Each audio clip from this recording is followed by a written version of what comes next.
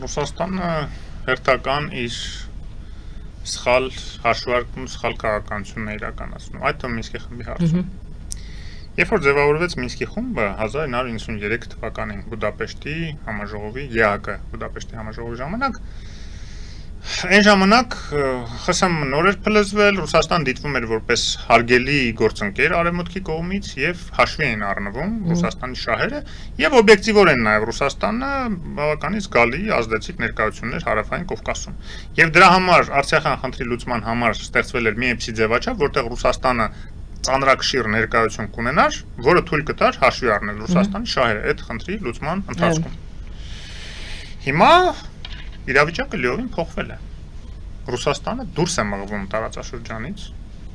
93 թվականի համեմատ Ռուսաստանը այլևս չունի բազա Վրաստանում, 93-ին ուներ, չունի բազա Ադրբեջանում, 93-ին ուներ,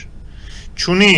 բազմաթիվ լծակներ Հայաստանում, ոնց որ օդանավակայանում, սահմաններին կիսոպչափ կրճատվեց, մաքսատներում վերացավ իր ներկայությունը հայ-իրանական սահման, հայ-վրացական եւ այլն։ Եվ ամենակարևորը մեր հասարակությունների, 3 հարավկովկասյան հասարակությունների մտածողության մեջ Ռուսաստանը այլևս դիտվում է որպես սպառնալիք 3-ի համար էլ։ Նույնիսկ Հայաստանի համար, որտեղ ինքը ավանդաբար որպես բարեկամ էր դիտվում։ Վրաստանում սպառնալիք 2008 թվականից, երբ որ հարձակվեց գրավեց այդ երկու կտորները, ու օգնեց լավ կամ անջատողականներին այնտեղի Աբխազիայի եւ Օսետիայի, բայց Ադրբեջանում էլ այնպես չէր, որ ինքը շատ այդպես սպառնալիք էր դիտարկվում, դժգոհություն կար, բայց սպառնալիք չէր դիտարկվում։ Հիմա դիտարկվում է։ Նման պայմաններում, երբ որ ինքը ջատագովում է Մինսկի խմբի լուծարմանը, դա մի կողմից թվում է, թե արևմուտքի լծակներն է պակասում դրանով, որտեվ ամեն դեպքում մեծամասնությունը Մինսկի խմբում արևմուտքն էր։ Բայց Արցախի խնդրի լուծումը այդ տեսքով չակերտավոր լուծումը բերելու է իսպառ Ռուսաստանի ազդեցության վերացմանը տարածաշրջանից։ Մյուս կողմից, եթե արևմուտքի ազդեցությունն է մեծանում տարածաշրջանում, Թուրքիայի ազդեցությանը զուգահեռ, պարզ է Թուրքիայի ազդեցությունն էլ է մեծանում հատկապես Ադրբեջանում, Ռուսաստանի ազդեցության նվազման զուգընթաց, բայց նաև արևմուտքի ազդեցությունը մեծանում Միացյալ Նահանգների Սթրիփի միջոցով եւ ընդհանրապես Ռուսաստանի դուրս գալուց հետո ավելանում է արևմուտքի Եվրոմիության նկատի ունեմ ազդեցությունը Վրաստանի տեխնացու ստանալու կարգավիճակի տեխնացուի կարգավիճակ ստանալու եւ Հայաստան եվրոպական դիտորդներ բերելու գործընթացին զուգահեռ, այսինքն կարող է մի պահ լինի, որ արևմուտքը պարտադրի օրինակ այնպիսի մի նոր ձևաչափի ստեղծում, հա, ես դա էլ չեմ բացառում, չնայած հիմա դա շատ տեսական է թվում եւ մոտ ապագայի համար չեմ ասում, առաջիկա 5-10 տարիների համար գուցե դա անհնար լինի, բայց եթե գործընթացները գնում են այս ձևով, իսկ Ռուսաստանը ակնհայտորեն միջնաժամկետ կտրվածքով տեսանելի է, որ սանկցիաների պատճառով իր տնտեսությունը գնալով թուլանալու եւ քայքայվելու, արդեն այս տարվա աշնանը մենք կտեսնենք, այս առաջիկա 1-2 ամիսներին արդեն կտեսնենք լուրջ խնդիրներ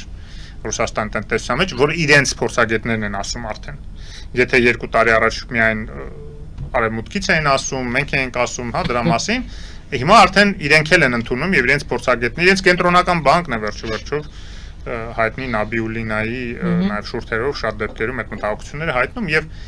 նման պայմաններում ոչ մի երաշխիք չունի Ռուսաստանը, որ եթե չլինի Մինսկի խումբը, ապա նոր ձևաչափը որևէ կերպ կներառի Ռուսաստանին։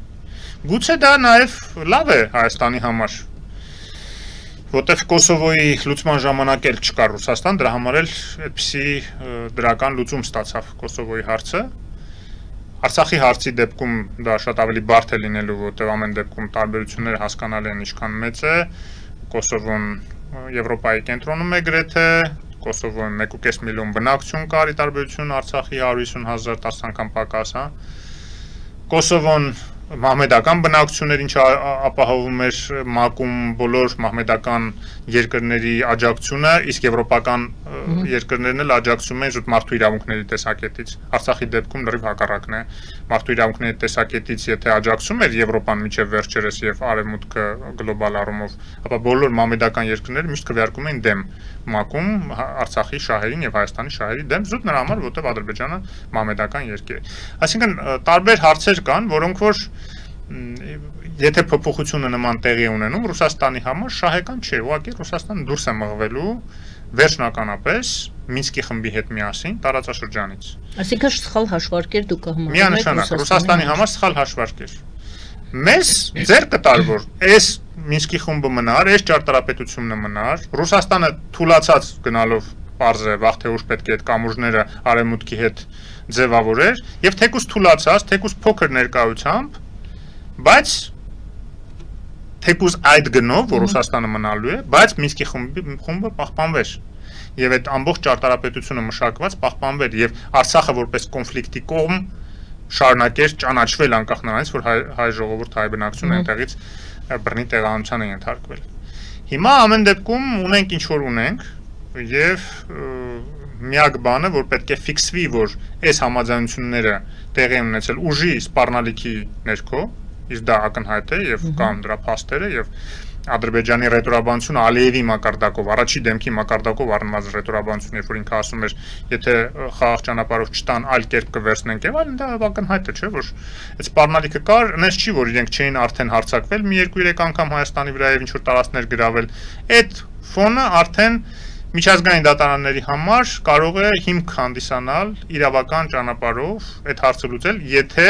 Հայաստանը գնա այդ ճանապարհով։ Եթե եւ երբ որ Հայաստանը այդքան հզորություն եւ ուժ ունենա, առնվազն դիվանագիտական եւ այլն, այդ հարցը առաջ մղել եւ եթե այն ժամանակ Թուրքիան ու Ադրբեջանը այն վիճակում չլինեն, ինչ որ հիմա, այսինքն եթեները շատ են իհարկե, որը մոտ ապագայի համար դել եմ ասում, շատ քիչ հավանական են դարձնում։ Մեզանից է կախված, եթե մենք կարողանանք այդ 20-30 տարին, ոնց որ ժամանակին Ադրբեջանը իր նավթի միջոցով օգտագործելով կարողացավ այդքան հզորանալ եւ ռազմական ճանապարհով լուծել այս իր պատկերացված լուծումը տալ ճակերտավոր,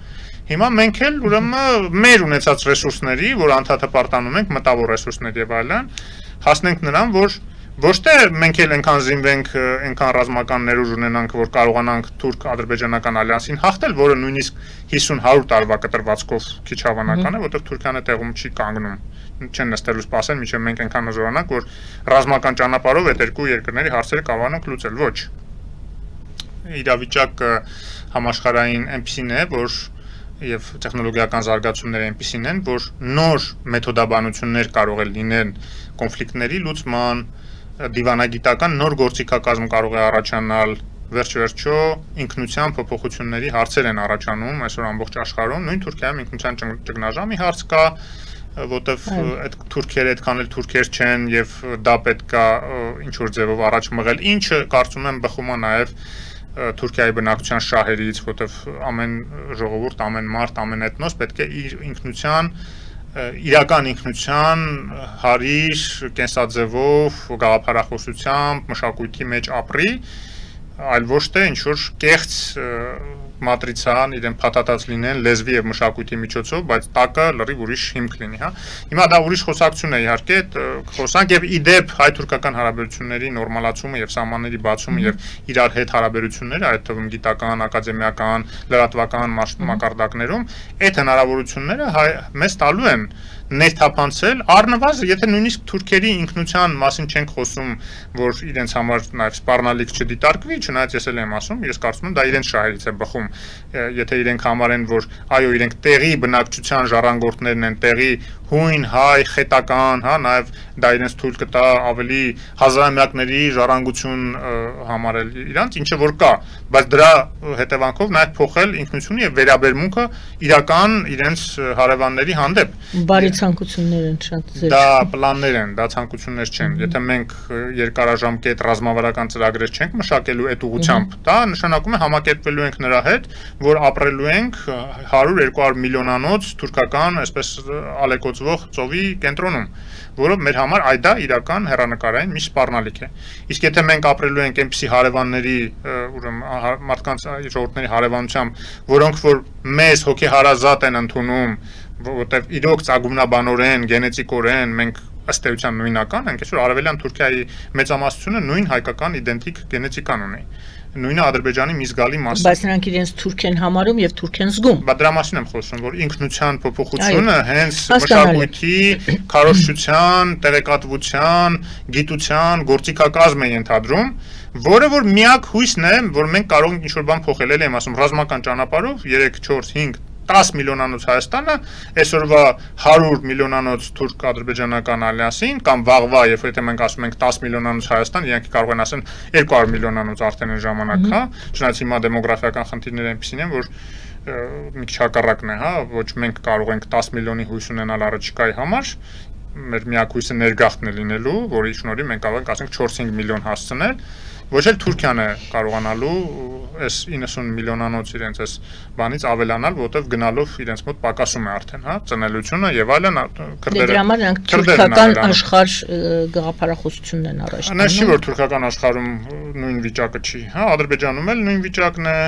մենակ այնտեղ Տաջիկստան, Ղրղստան, Ուզբեկստան, հա, որ դեռ աճ կա, բայց այդ աճն էլ կամաց նվազում է։ Ուզում եմ ասեմ, որ այդ հարթության մեջ տեխնոլոգիաների, գիտության, արհեստական ինտելեկտի, որ հիմա ասում են արհեստական բանականություն սխալ թարգմանությամբ, արհեստական ինտելեկտի զարգացման 6-րդ, 7-րդ սերնդի պատերազմների, որոնք որ այսպես ամիջականորեն երկաթի եւ փամփուշտների եւ հրթիռների պատերազմներ չեն լինելու, այլ ավելի շատ մարդկանց գիտակցությանը վերաբերող, արհեստական ինտելեկտի վերաբերող հարցերի շուրջ է լինելու այդ պատերազմները, այդտեղ կարող է մենք ինչ-որ հաջողության հասնել, մանավանդ հիմա տեսնում ենք նախադրյալներ ունենք, թե տեղեկատվական տեխնոլոգիաները մեր մոտ ավելի լավ են զարգանում, այս վերջերս կարևորագույն լուր եղավ, որը որ մեր մոտ ֆուտբոլի ինչ-որ խաղերն են կարևոր լուր լինում, բայց շատ ավելի կարևոր լուր էր, որ մեր երիտասարդական հավաքականը, ինժեներական, միջազգային օլիմպիադայում հաղթեց։ Դա չտեսնված բան է, 200 երկրներ մասնակցում են, եթե աշխարհի, հա, գրեթե բոլոր երկրները փաստորեն մասնակցում են, 200 թիմեր կարող է սխալվեմ ավելի քիչ թվով երկրներից, բայց թիմերի քանակը այդքան էր, բայց հայերը հաղթեցին, որ ընդ որում պատանիներից մինչև 20-21 տարեկան ընդամենը երեխաներ են հավաքված, դա պատմական իրադարձություն այ դա է, որ ցույց է տալիս, որ մենք ունենք պոտենցիալ, եւ դա արմատ լաբորատորիաների շնորհիվ է, դա թումոների շնորհիվ է, դա ընդհանուր մոտեցումը հայ հասարակության մեջ բարեբախտաբար դեռ չի վերացել կրթության հանդեպ ակնածանքը, վերաբերմունքը, որը շատ վատացել է այս ընթացքում, բայց հիմա պետք է կամաց վերականգնել։ Երբ ես զարմանում եմ, երբ որ մեկ-մեկ հեգնում են վարչապետի եւ նատիկնոջ այդ արշավը, կրթություն նորաձև եւ այլ, հա կարող է այդ բառը մի քիչ ինչ որ մարդկանց դուր չի գալիս նորաձև լինելու հարցը եւ այլն, բայց այն որ կրթությունը փորձում են քարոզել, տարածել մարզերում եւ այլն, դա իրենց ամենահաջողված քաղաքականություններից է։